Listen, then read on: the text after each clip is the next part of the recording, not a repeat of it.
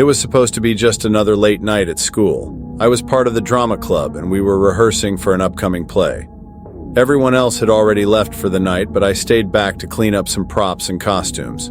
I wish I'd left when they did. The Auditorium of El Paso High has always had a reputation. Some say it's haunted by a girl who, years ago, jumped from the balcony during a school dance.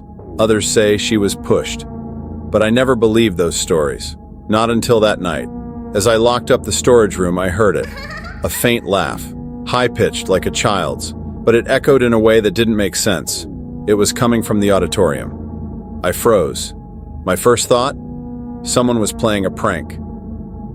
"Very funny," I shouted. My voice sounded small against the vast emptiness, but there was no reply. Only silence. Then I heard it. Footsteps. Slow, deliberate, and getting closer. My heart started pounding. I told myself it was just the janitor. But when I called out, there was no answer. The footsteps led me to the stage. And that's when I saw it. A figure standing at the edge of the spotlight. A girl, her head tilted down, her long hair covering her face. I blinked and she was gone. My breath caught in my throat. I was shaking, but I forced myself to check the stage. Empty. Nothing but old props and dusty curtains. I was about to leave when I noticed something. On the floor right where the girl had been standing was a piece of paper, a photograph. The photo was old, yellowed with age. It showed a group of students at a dance, but my eyes went straight to the background. There she was, the same girl I'd just seen on the stage. I dropped the photo and ran. My footsteps echoed wildly as I bolted down the hallway. But then, I heard her again. The laugh, louder this time, closer. I swear I could feel her following me. Her presence was cold, heavy, like the air itself was pressing against me. When I reached the exit, I slammed into the door. Locked. Every door was locked.